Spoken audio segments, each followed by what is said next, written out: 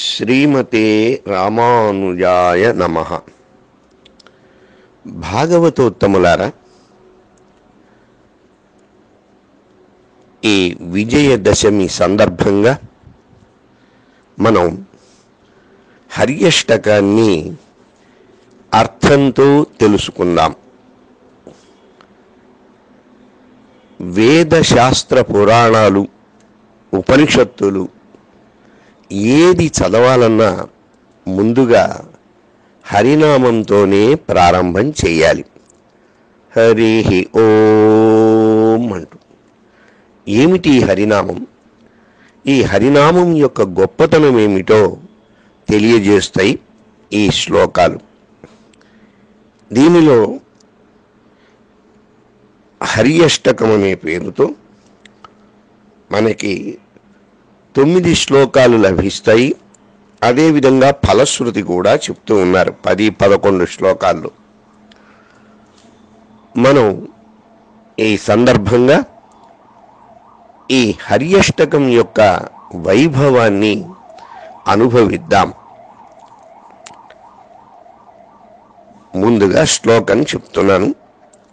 హరిర్హరతి పాపాని దుష్టచిత్తైరపి స్మృతః అనిచ్ఛయాపి సంసృష్టో దహత్యేవ హి పావకః. అంటే హరి అంటేనే హరించేవాడు అని అర్థం. దేన్ని హరిస్తాడు ఆయన?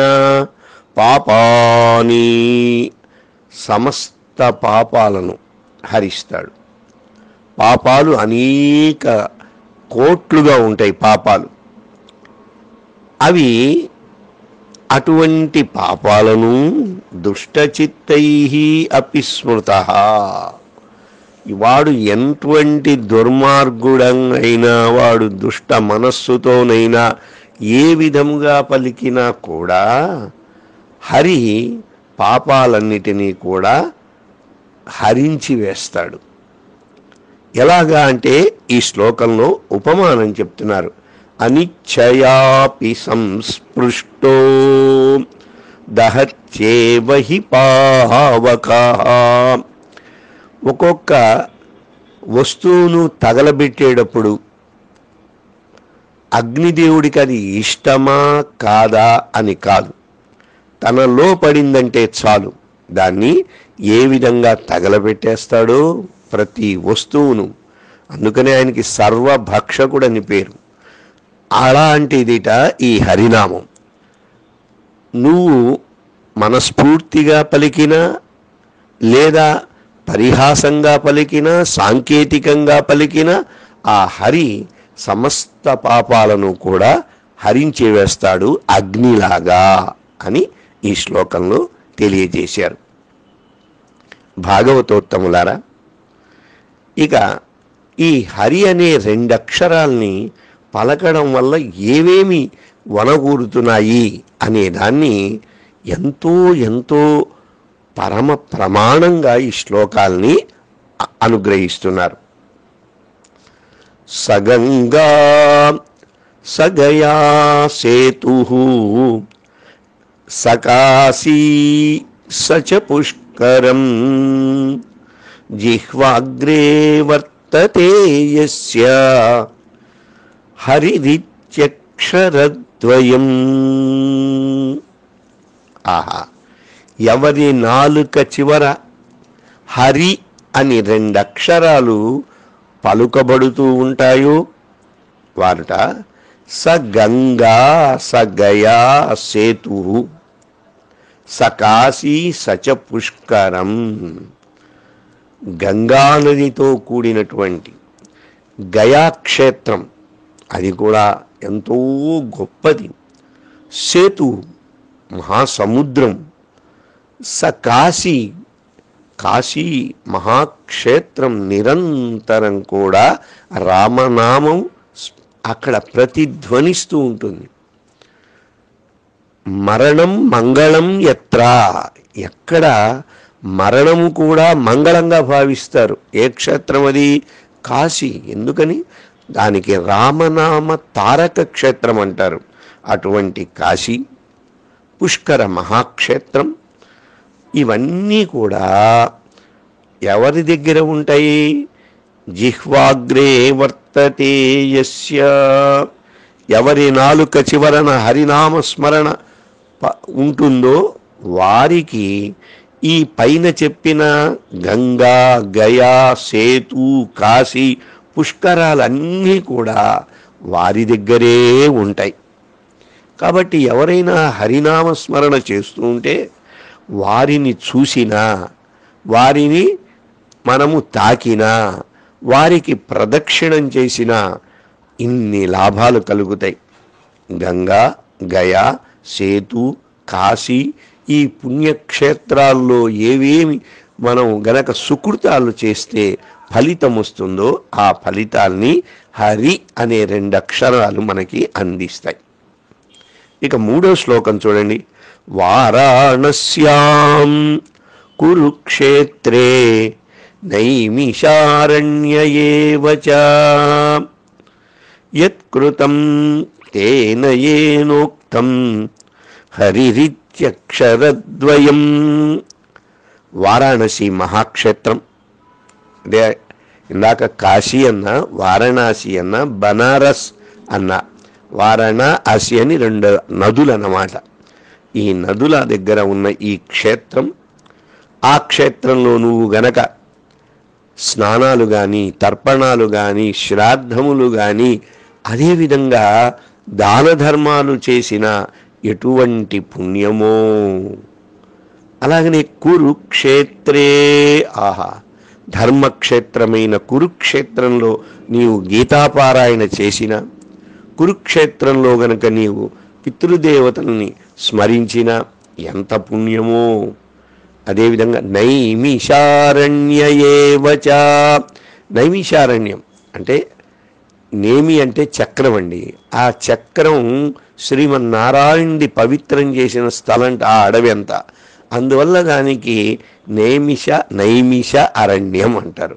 మహాపవిత్రమైంది. మహర్షులంతా నిరంతరం ప్రత్యక్షంగా, అగోచరంగా వారు పురాణములు, ఇతిహాసములు, వేదములు ఎప్పుడు కూడా అక్కడ చదువుతూ ఉంటారట, చర్చ చేస్తూ ఉంటారట.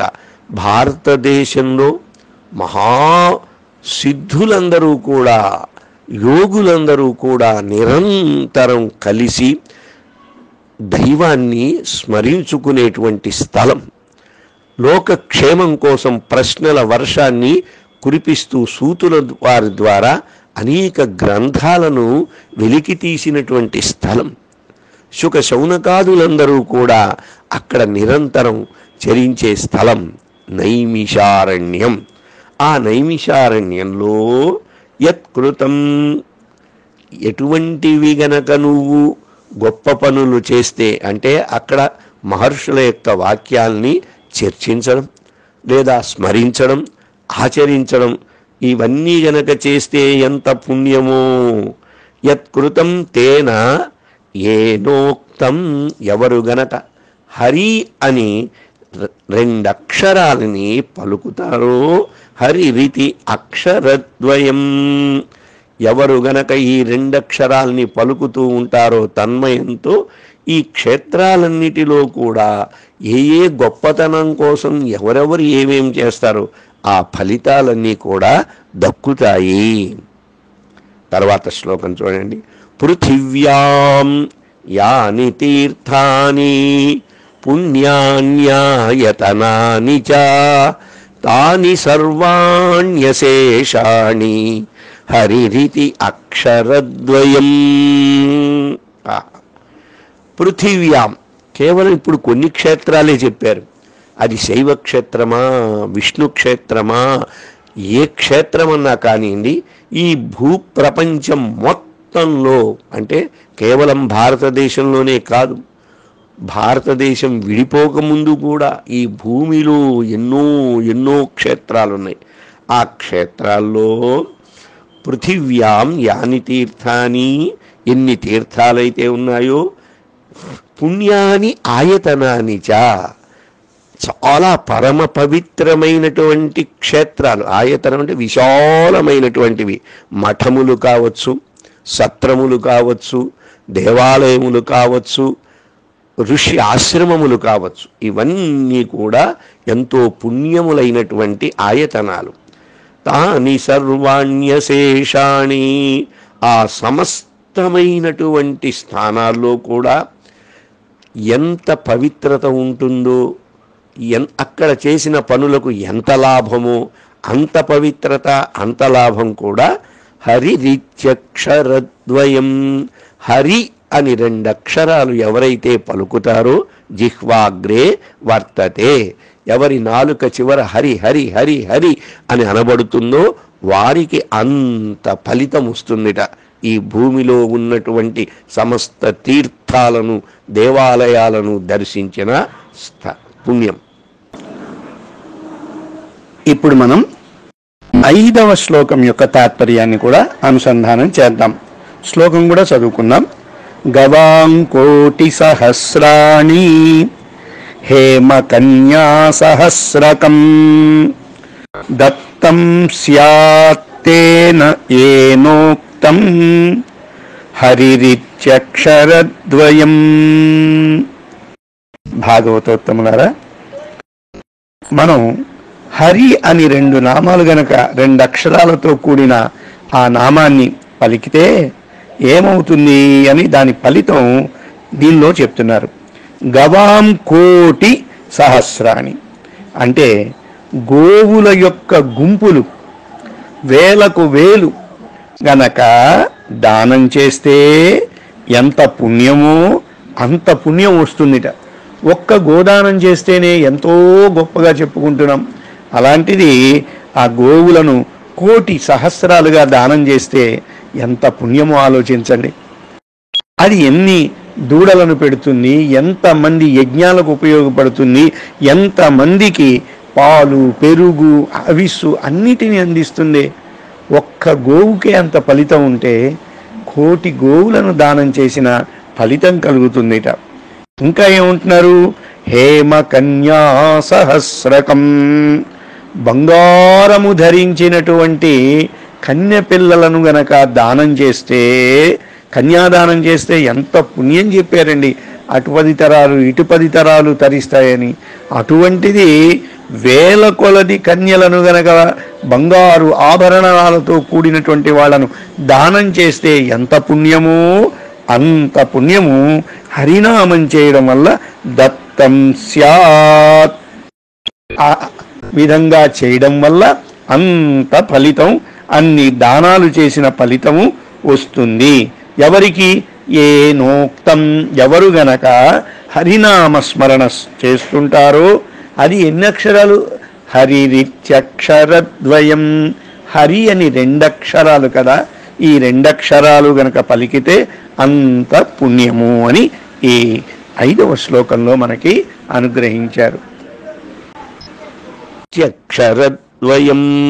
ఆహా, లోకంలో అన్నిటికంటే హరినామం యొక్క వైభవాన్ని తెలిపేటువంటి గ్రంథరాజము, శృతులు, అపౌరుషేయములు, వాటికే వేదములు అంటారు. ఆ వేదములు 4 రకాలుగా ఉంటాయిట. ఋగ్వేదోథ, ఋగ్వేదము.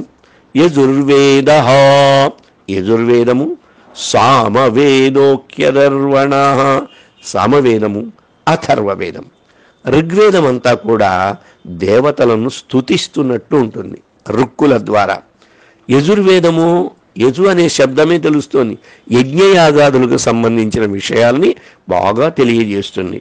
మరి సామవేదము, సామవేదము దేవత ఆహ్వానానికి సంబంధించింది. స్వామివారికి ఇష్టమైనటువంటిది వేదం ఏంటంటే వేదానాం సామవేదోస్మి, వేదాలలోకెల్లా సామవేదము నా స్వరూపమని చెప్పారు కదా. అదేవిధంగా మనం వినే సంగీతం అంతటికీ కూడా మూల కారణం ఈ సామవేదాత్ ఇదం గీతం సంజగ్రాహ పితామహ. ఆ బ్రహ్మదేవుడే సామవేదం నుండి సంగీతాన్ని ఆయన వెలికి తీసేటండి. అటువంటి వేదం. అథర్వణ, తర్వాత ఈ 3 వేదాలకు సంబంధించిన మంత్రాలతోనే గొప్ప గొప్ప స్తంభన, మోహన, ఇటువంటి మారణ అనేక విజ్ఞాన విషయాలతో కూడి ఉంటుంది అథర్వ మహర్షి చేత దర్శించబడిన అథర్వణ వేదం. ఈ 4 వేదాలు కూడా అధ్యయనం చేయడానికి ఎన్ని వందల వేల సంవత్సరాలు అవుతుంది. కానీ అవి చేస్తే ఎంత ఫలితమో, ఆ వేద పారాయణ విన్నా చేసిన అంత ఫలితము అధీతతేన ఏనోక్తం. ఆ విధంగా వేదాధ్యయనం చేసిన వారికి ఫలితం ఎంతో అంత ఫలితం. హరిరిత్యక్షరద్వయం. హరి అని ఈ 2 అక్షరాల్ని ఎవరు గనక స్మరిస్తారో, ఉచ్చరిస్తారో వారికి కలుగుతుంది. ఇక తర్వాత చూద్దాం. అశ్వమేధై మహామేధై లేదా మహాయజ్ఞై నరమేధైస్తథైవ చ ఇష్టం స్యాత్ తేన ఏనోక్తం హరిరిత్యక్షరద్వయం. యజ్ఞములన్నీ కూడా పరమాత్మ స్వరూపం. అహం క్రతుః అహం యజ్ఞః అని పరమాత్మ తానే యజ్ఞస్వరూపుడని చెప్పాడు. ఆ యజ్ఞాలు అనేకం ఉంటాయని గీతాదుల్లో చెప్పారు. ద్రవ్యయజ్ఞా, తపోయజ్ఞ, యోగయజ్ఞాస్తదా పరే, స్వాధ్యాయజ్ఞానయజ్ఞాశ్చ యతయః సంస్కృతౌ రతాః. ఎన్నో యజ్ఞాలు. ఆ యజ్ఞాల్లో ముఖ్యమైనవి అశ్వమేధ మహాయాగం. శ్రీరామచంద్రుడు అనేక అశ్వమేధ యాగాలు చేశారు. అలాగనే మహాయజ్ఞై దిలీప చక్రవర్తి వంటి వారు, రఘు మహారాజు వారు ఇలా అనేక మంది మహాయజ్ఞాలు చేశారు. దానిలో నరమేధం అంటారు. ఆ నరమేధం లాంటివి కూడా జరిగాయి. ఇటువంటివి ఇష్టం స్యాత్. ఇష్టం అంటే ఇష్టాపూర్తులుగా వేదములు. ఎవరినైతే ఆ వేద మంత్రాలతో గనక యజ్ఞాలు చేస్తే అది ఇష్టములవుతాయి. ఆ విధంగా అటువంటి యజ్ఞయాగాదుల్ని ఎవరైతే శాస్త్రాన్ని అతిక్రమించకుండా చేస్తూ గొప్ప ఫలితాల్ని పొందుతున్నారో, ఇంద్ర పదవులు కూడా యజ్ఞముల ద్వారా పొందుతూ ఉంటారు. అటువంటి వారు పొందేటువంటి అద్భుతమైనటువంటి ఫలితాలు ఈ హరినామాన్ని ఎవరైతే గనక పలుకుతున్నారో, హరిరితి అక్షరద్వయం. హరి అనే 2 అక్షరాలు ఏనోక్తం ఎవని చేత చెప్పబడుతున్నాయో వారికి ఈ ఫలితాలు వస్తాయి. తర్వాత చూడండి, ప్రాణప్రయాణపాథేయం సంసార వ్యాధినాశనం దుఃఖాచ్యంత పరిత్రాణం హరిరిత్యక్షరద్వయం. ఇంకా ఈ 2 ఇప్పుడేమో ఫలితాలన్నీ చెప్పారు మానవులు. ఇది గనక ఎవరి నోటిలో హరిరితి, హరి అనే 2 అక్షరాలు ఉంటాయో వారికి. దీనిలో ఇప్పుడు ఏం చెప్తున్నారంటే ప్రాణ ప్రయాణ పాథేయం. నిజంగా చివరి ప్రయాణం ఉంటుంది మనకి. ఎక్కడికి ఆ ప్రయాణం? వైకుంఠ యాత్ర. ఆ సమయంలో పాథేయం అంటే దారిలో ఆహారం స్వీకరించడం పాథేయం అంటారన్నమాట. ఆ దారి భత్యం అంటారే, ఆ విధంగా ఏమిటి అప్పుడు ఉపయోగపడేటువంటిది? ఇంకా సృష్టిలో ఏది కూడా నీకు అక్కడ నీ ఆకలి, నీ దప్పి తీర్చలేదండి ఆ సూక్ష్మలోకాల్లో. మరి ఏమిటి నీకు ఉపయోగపడేది అంటే ప్రాణప్రయాణ పాథేయం. అప్పుడు పాథేయముగా అంటే దారిలో తినడానికి వీలైన భత్యంలాగా సంసార వ్యాధి నాశనం. మళ్ళీ సంసారం అనేటువంటి వ్యాధిని పూర్తిగా తొలగించేటువంటి ఒక దివ్య ఔషధంలాగా. ఇంకా దుఃఖాచ్యంత పరిత్రాణం. ఇక భయంకరమైన దుఃఖాలు ఉంటాయండి. మన దుఃఖాలు ఒక దుఃఖమా? అసలు జన్మ దుఃఖం, జరా దుఃఖం, జాయా దుఃఖం ఒక్కటి కాదు, ప్రతిదీ దుఃఖాలే. ఆకలి వచ్చినప్పుడు అన్నం దొరక్కపోతే దుఃఖం, దొరికితే అరగలేదే అనేటువంటి దుఃఖం. ఎన్నో దుఃఖ పరంపరలు ఉన్నాయి. చదువు రాలేదే అని ఒకరు, తపస్సు దొరకలేదే అని కొందరు అయ్యో ఇంకా మనం హరినామంని అర్థంతో సేవించలేకపోతున్నామే, భగవత్ చక్రాంకణాలు కాలేదే. ఈ విధంగా అనేకమైనటువంటి దుఃఖాలు ఉంటాయి మనకి. ఆ దుఃఖాలన్నిటికీ కూడా అత్యంత పరిత్రాణం, అటువంటి భయంకరమైనటువంటి దుఃఖముల నుండి కాపాడేటువంటిది ఏమిటండి? హరిరిత్యక్షరద్వయం. హరి అని 2 అక్షరాలు. ఇంకా చివరిగా చెప్తున్నారు, బద్ధ పరికరస్తేన మోక్షాయ గమనం ప్రతి సకృదుచ్చారితం యేన హరిరిత్యక్షరద్వయం. మోక్షానికి వెళ్ళేటప్పుడు అర్చిరాది మార్గం ఉంటుంది. ఆ అర్చిరాది మార్గంలో మనం నడవాల్సి వస్తుంది, గబగబా అడుగులు వేయాల్సి వస్తుంది. ఆ సమయంలో అనేక చిత్ర విచిత్ర లోకాల నుండి పయనించాల్సి వస్తుంది. ఆ ప్రయాణంలో నీకు అలసిపోకుండా, తూలిపోకుండా ఒక చేతి కర్ర ఒకటి కావాలి కదా.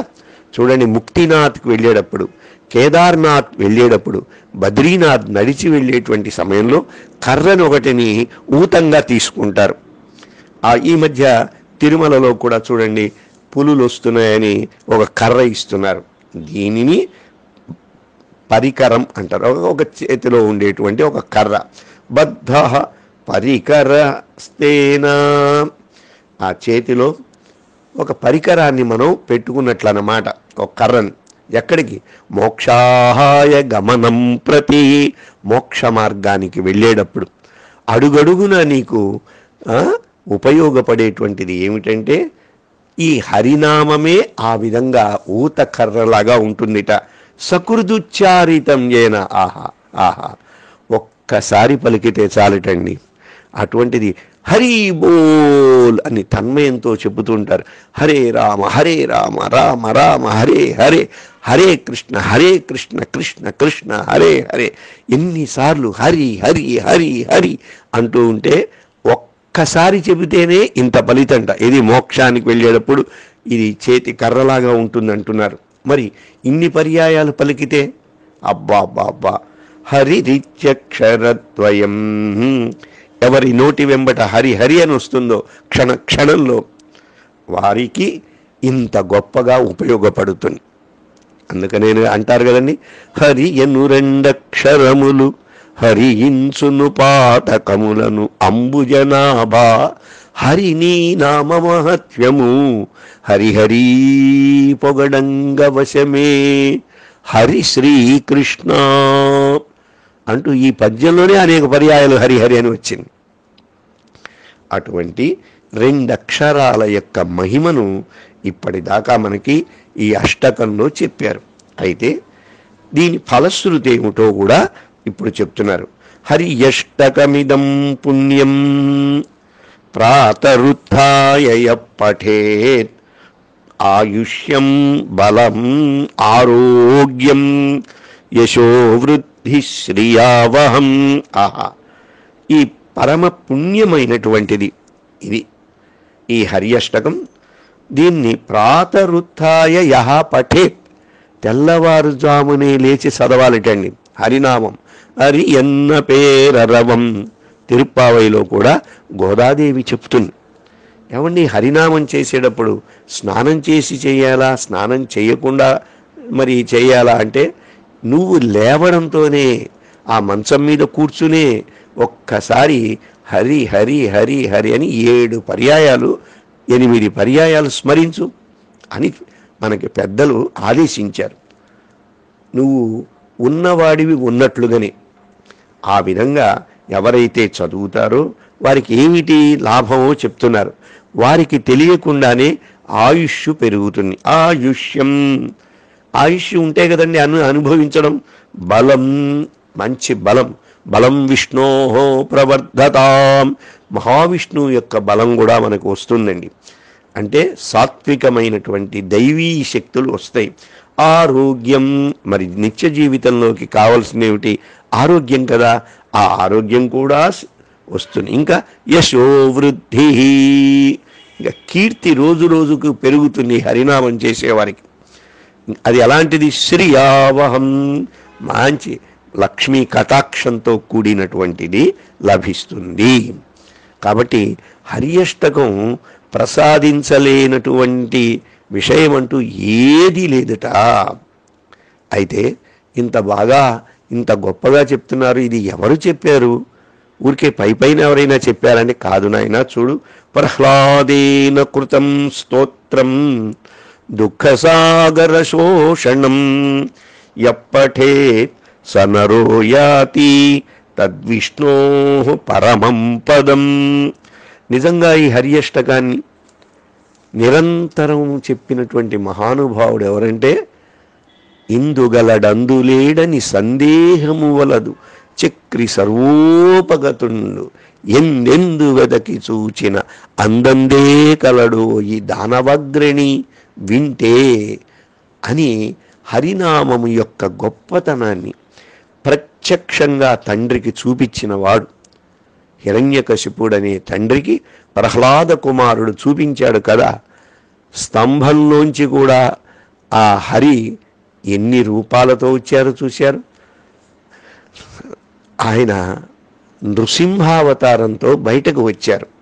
అటువంటి స్వామిని బయటకు ఎవరైతే తీసుకుని ఆయన మాట ప్రకారం ఈ ప్రహ్లాదుని మాటను సత్యం చేయాలనే ఉద్దేశంతో బయటకు వచ్చారే, ఆ ప్రహ్లాదుడు ఈ స్తోత్రం చెప్పారండి. ఎందుకంటే పరమభాగవతోత్తముడు అతడు.